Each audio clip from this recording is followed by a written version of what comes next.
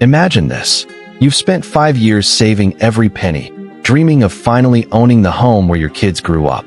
The elderly landlady promised it would one day be yours, but before you can sign the papers, she dies. And her filthy rich children? They swoop in, jack up the price by $80,000, and threaten to snatch your dream away. That's when I decided, if greed was their game, sabotage would be mine. If you've ever been wronged by someone who thought money made them untouchable, hit that like button right now. Because this is one of the sweetest revenges I've ever pulled off. Welcome back to Life and Stories. My best friend and her husband weren't rich. Far from it. They had 5 kids, 5 hungry mouths to feed, in one of the most expensive cities in the country. The only house they could afford to rent was an old, creaky 4-bedroom place. The kitchen? Peeling linoleum, grease-stained cupboards, a smell that never really went away. The drains? Constantly stinking. It wasn't glamorous, but it was home. And the only reason they managed to stay afloat was the kindness of the landlady. She was a wealthy old woman who, despite owning multiple properties, had a soft spot for my friend's family. She froze their rent for 5 years, never raised it once. She even promised them something better. "When you're ready, you can buy this house from me," she said with a warm smile. For 5 years, my friends lived frugally. No fancy vacations, no new clothes unless absolutely necessary. Every cent went into savings. They dreamed of the day they could walk into the bank, get that loan, and finally sign their names on the deed. And then, at last, they were ready. After years of sacrifice, they told her, "We've got the money. We can do this." 2 days later, she was gone. Just like that. Her death wasn't just tragic. It was catastrophic. The promise she'd made? Never put in writing. Now, ownership passed to her 4 children. For adults who didn't just inherit this single house, they inherited an entire empire of properties. When they first spoke to my friends, they acted reassuring. "Don't worry, the deal still stands," they said. They just had to wait for probate. So my friends held on to hope. They even started preparing the house, stripping wallpaper, painting, making plans for their future. But when probate ended, the mask came off. The heirs decided the original price wasn't good enough. They secretly raised it by $80,000. My friends only found out when the bank rejected their loan application.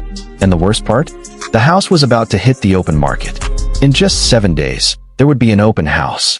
And given the booming market, it would sell fast. My friends were devastated. They didn't have time to secure a bigger loan. And if someone else bought it, they'd face either skyrocketing rent or eviction. Imagine 5 kids crammed into a 2-bedroom apartment. Impossible. And me? I was beyond furious. These heirs weren't struggling. They weren't desperate for cash. They were already multimillionaires. And yet they chose to crush a struggling family for a measly $20,000 extra each. That was the moment I made a vow. They would regret underestimating us. I stayed up nights researching. How do you tank the value of a property without actually damaging it? How do you make buyers run for the hills while keeping the tenants blameless? Answer: you make the place look, smell, and feel like a nightmare. This wasn't going to be a one-person job. No, this would take teamwork, creativity, and a little bit of chaos. First, we attacked the house itself. We dragged furniture away from the walls, added bulky, borrowed furniture, hung random motorcycle memorabilia on the walls. Suddenly, the house felt cramped, cluttered, suffocating. Not a spacious family home anymore, just a claustrophobic cave.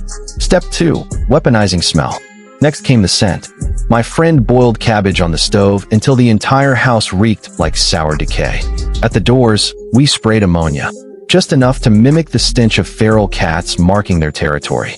And the drains? Oh, the drains got 24 rotten eggs poured down, releasing a foul, sewer-like gas that seeped into the walls. Any potential buyer would gag before making it past the foyer. Across the street, with a neighbor's permission, we dumped a moldy old couch right in the front yard. Nothing screams sketchy neighborhood like abandoned furniture rotting under the sun. Then, we called reinforcements. Anyone we knew with a loud, sputtering car was invited to cruise past the house during the open house. Honking, revving, making the street feel more like a racetrack than a quiet family neighborhood. But we weren't done yet. We reached out to our rugby teammates, massive guys, all leather jackets, tattoos, motorcycles. The next door neighbor set up a barbecue, and and we sweetened the deal with free food and cheap beer. By the time the open house started, the front yard looked like the set of a biker gang movie. Smoke in the air, motorcycles rumbling, laughter booming. It was chaos. Beautiful, calculated chaos. When the big day arrived, the heirs showed up smug, expecting to rake in offers. But reality hit fast. Buyers walked in, wrinkled their noses, glanced at the clutter, and rushed out. One woman didn't even get out of her car. She just stared at the noisy party next door, shook her head, and drove off. Only one brave man lingered. He chatted with a supposed partygoer outside. That partygoer, a friend of ours, casually mentioned, "Oh yeah, this happens every couple weeks. And don't even get me started on the drains. Roots clog him constantly. Smells awful." The man left without another word. And just like that, my friends were the only serious buyers. Yes, they still had to pay more than the original price, but nowhere near the ridiculous $80,000 hike the heirs wanted. They signed the papers that same day, locked in by strict anti-gazumping laws. So when another potential buyer later offered $30,000 more than my friends, it was too late. The deal was done.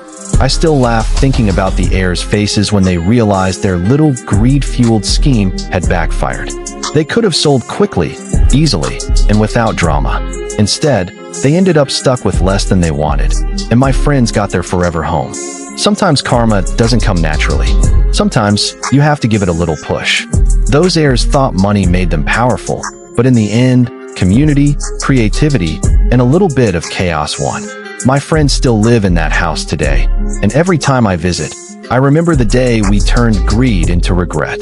If that story gave you goosebumps, hit that like button right now, and tell me in the comments, what's the most satisfying revenge you've ever seen? Don't forget to subscribe to Life and Stories for more tales of justice served cold. Until next time, stay sharp and stay kind.